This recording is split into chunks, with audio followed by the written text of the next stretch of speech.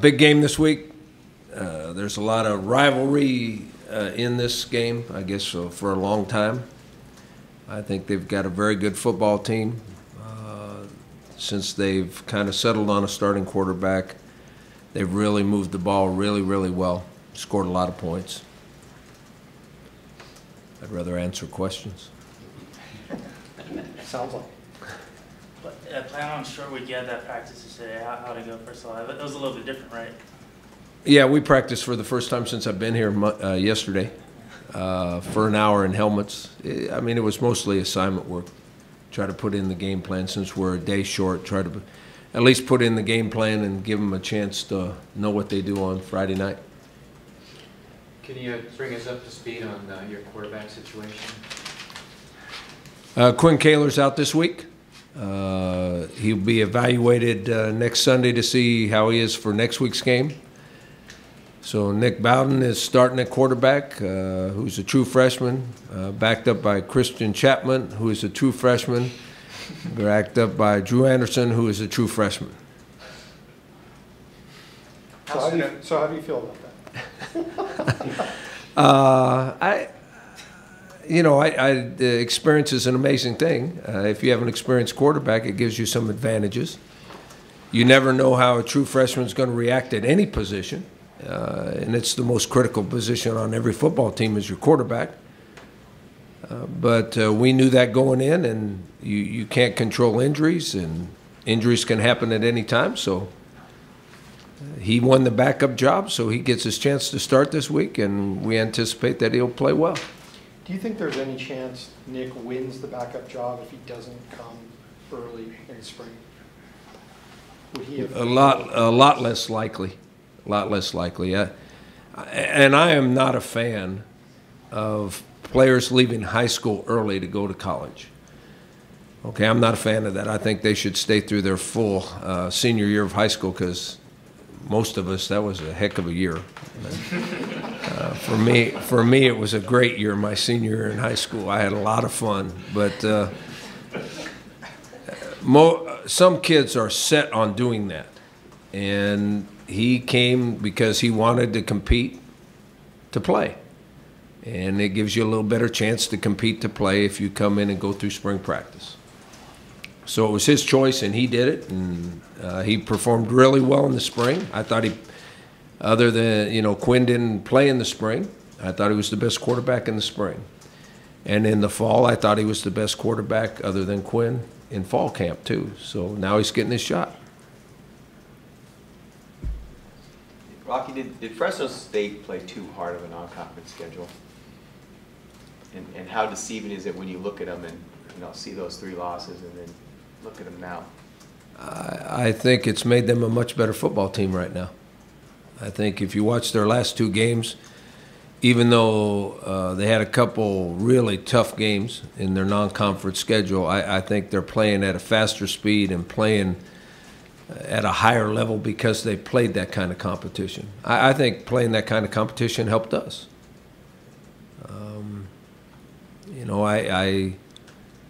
The record's not very good. I mean, you look at the record, and we're only 2-2, and they're 2-3. But I think we have some advantages in the conference because we played those kind of people preseason. Coach, would you say this is the fiercest rivalry that Sdsu has? I don't have any idea. I don't think that. I think our players feel that it's a rivalry. I don't think it's maybe the same kind of rivalry it was back when Brian Sipe played, because I hear stories about that all the time. So I think it's a rivalry. I don't think it's an extreme rivalry. What do you think goes into making an extreme rivalry, like a really good college football rivalry? I think you have to play each other every single year, which there was a span of time where they didn't play each other. So it lost its rivalry status during that time. Number one, you have to play each other every single year, and every year it has to be a very competitive football game. So you think you're on the way to doing that? Well, I think the first 2 times we've played since both teams have been on the western side of the Mountain West Conference, I think they've been very competitive. We've been on the wrong end of the score, but they've been very competitive. Coach, you're aware of the Michigan concussion situation and the video that came out and the national story about Coach Hoke. I guess my question to you is, what's your reaction to that, and what's the protocol on your team? Number one, I'm probably not aware of it as much as you think I am. We have our own team to worry about. I am good friends with Brady. My experience as a college football coach is that coaches do not make any of those decisions. We don't make any of those decisions. Our medical staff makes those decisions. They're the ones, our medical staff and our trainers, they're the ones that evaluate every kind of injury. They're the ones that come up to us during the game and say he can go back in or he cannot play anymore. That is completely out of a coach's responsibility. He has nothing to do with that. Brady's a great football coach. I wish they would realize it. Coach, when's the last time you had a true freshman quarterback starting for you? I don't remember. I tried to remember that this morning. I don't remember. Maybe never. There's been times, I remember one year where we lost 3 quarterbacks in one game, and we had to take a former high school quarterback that was playing DB, and he played quarterback for us that week. Where was that, New Mexico? Mm-hmm. Did you play as a freshman? No, I played so long ago, I was in the days where freshmen could not play. You had freshman teams.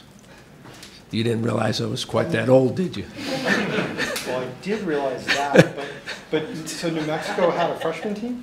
No, When I played, we had a freshman team, and we played 4 games, and the freshmen were the scout team for the varsity. In college? In college, yeah. Mm-hmm. In high school, we had a freshman team too. Yeah.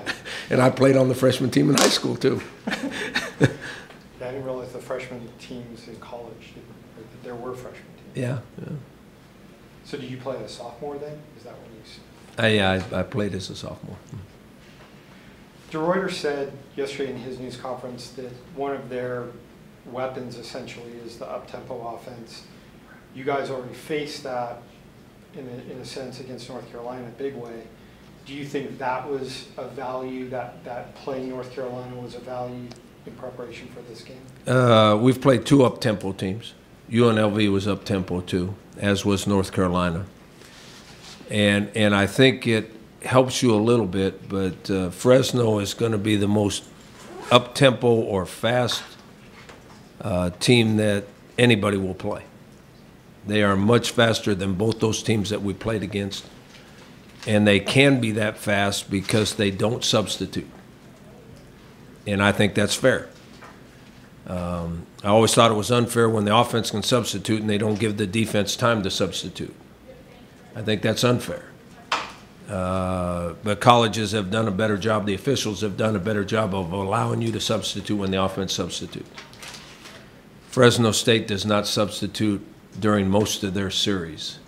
So they are a lot faster than any up-tempo team that we've played to this point.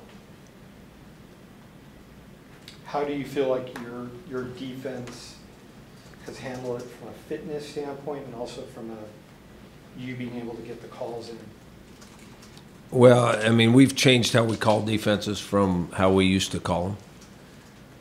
We have shortened the calls where we don't have as much defense as we once did, so that you can signal a defense with 1-hand signal or 2-hand signals, so the players actually have to be smarter.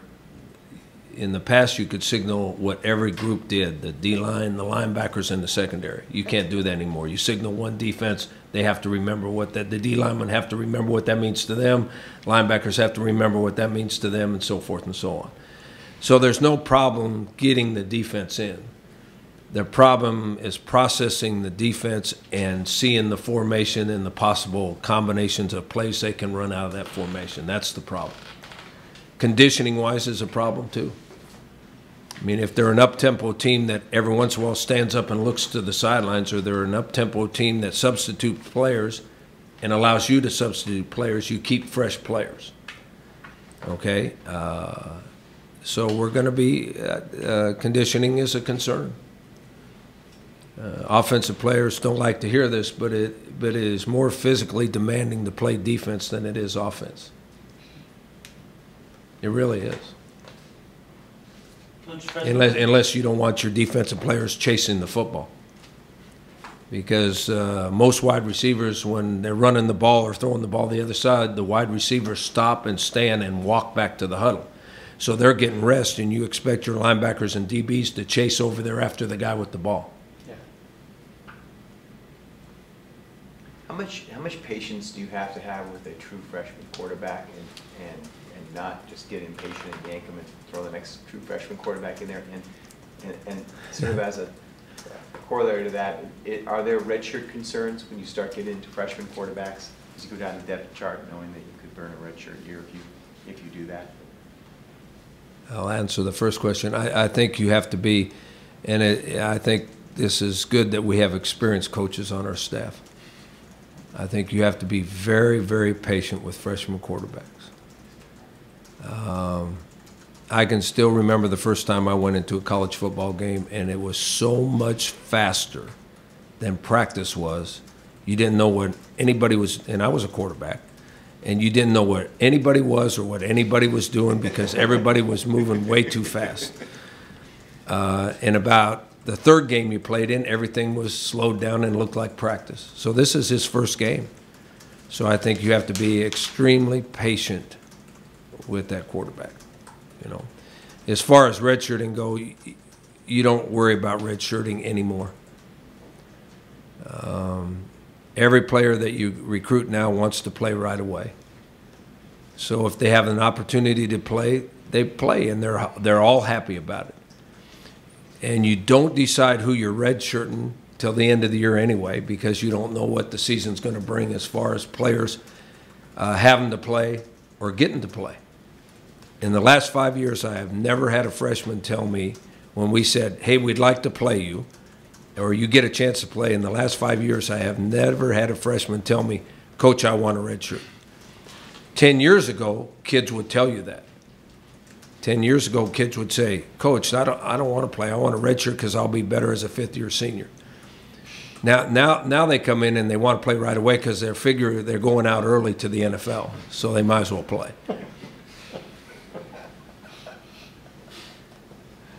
Coach, how often is Jake Feely being evaluated, and when will we find out when he's able to make contact? He gets evaluated about every 3 weeks. Oh, okay. When's the next one coming up? Well, one will be coming up here in probably another week.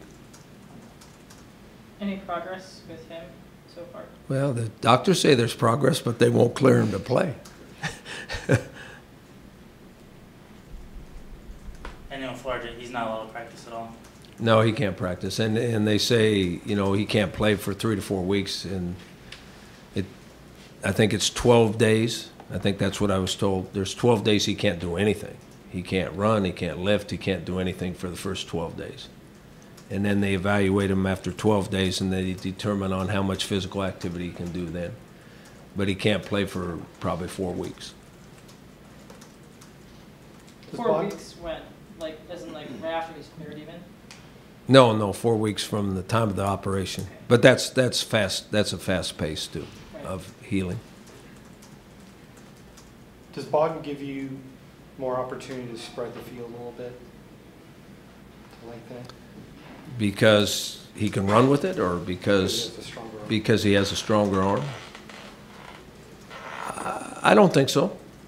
I think what he allows us to do is more sprint out pass, more bootlegs, more play action pass. He moves around in the pocket a little bit better. He probably can get out of trouble. He can actually run with it. He's a big, strong guy. He's about 230 pounds. He's 6'3", about 230 pounds. In spring practice and early in fall camp, we made him live. I mean, all the freshman quarterbacks were live early in camp, and he was here during spring ball, and the young guys were live. He made some people miss. He broke some tackles by running through them. Now, that means another freshman quarterback might be up quick, but I think he gives you some advantages that way. by the way he runs around and moves around in the pocket. And he does have a stronger arm. I'm sure we're going to try to protect him as much as we can, having to make certain throws. Yeah. And also not try to break tackles necessarily. Well, I mean, he's been schooled up when he's near the sidelines to step out of bounds and don't take an unnecessary hit. But Quinn does not want to run with it, and I would say, remembering being a freshman quarterback, if they're not open, the safest thing to do is tuck it and run it. That's the safest thing to do. At the same time, what do you guys have to switch with him? Like, I know Quinn could call certain things and he could make adjustments at the line. Is Nick going to be able to do that stuff? Yeah, but you don't give him as many plays to work with. His game plan will be much smaller. It's plays that he runs well and he feels very comfortable running. And since he feels comfortable, Nick's really good in the classroom. I mean, he's really good. He's really smart. So he'll be able to, the plays he understands well and executes well, he'll be able to change the protections or the blocking schemes or which way the ball is going. He'll be able to do all that, yeah. Anything else for Coach? One more thing, Mike. Is there a sense of excitement on your part? I mean, you lost your senior quarterback, and that's a huge deal. Is there a sense of excitement on your part about seeing what this kid can do? I have a sense of excitement, but it isn't about playing a freshman quarterback. It's about playing Fresno State. No, I'd much rather have Quinn in there if you're asking that question. But I think we have confidence because we've seen him in action in spring practice and in the fall camp that we have confidence he can do it. Now, what should happen, and it hasn't been mentioned to the team, I count on our older players being the leaders on this football team, our seniors. What should happen is the experienced players, especially up front, ought to have a sense of accountability that they have to take care of that guy. And the way to take care of that guy is to not let anybody hit him when we throw it. And guess what? Dominate the line of scrimmage so we can run it. And then all of a sudden a freshman quarterback gets a whole lot better. And we've got some experienced guys up front, big, strong guys up front. I think I did mention that in yesterday's meeting about their responsibility. Rocky, one more, I'm sorry. You guys have actually, statistically, you guys look pretty good on defense. Jamie put out the stat yesterday, I think 34th in the country. Are you fairly, given the injuries, the youth at safety, going against a team like Fresno State, are you fairly comfortable with where you guys have progressed to at this point? I don't, other than the final score, I don't worry about statistics. Do I think that this football program has a future? I think we've got outstanding athletes in our freshman and redshirt freshman class because a whole bunch of them are playing. Inexperience will get you beat. But guess what? The future is unbelievable, if that's what you're asking. Because we're playing at a fairly high level with a whole bunch of young guys out there. I mean, some of our best players aren't playing. You know, and we got some D linemen hurt that were veteran guys. We got a whole bunch of linebackers hurt that are veteran guys. I mean, our corners are still out there, but we're playing a bunch of young guys up front. We're playing a bunch of young guys at linebacker, and every one of our safeties is a young guy. You know, and on offense, it's a little bit different, except at wide receiver. I mean, since Ezel's out of there, we got nothing but young guys playing wide receiver. And they got a whole lot better last week. Now, they'll have a bigger challenge this week, but they got a whole lot better last week. So, you know, I don't know if it means anything this week. It might not mean a darn thing this week, but the future of this program is unbelievable. And starting a freshman quarterback might help that too if he plays good.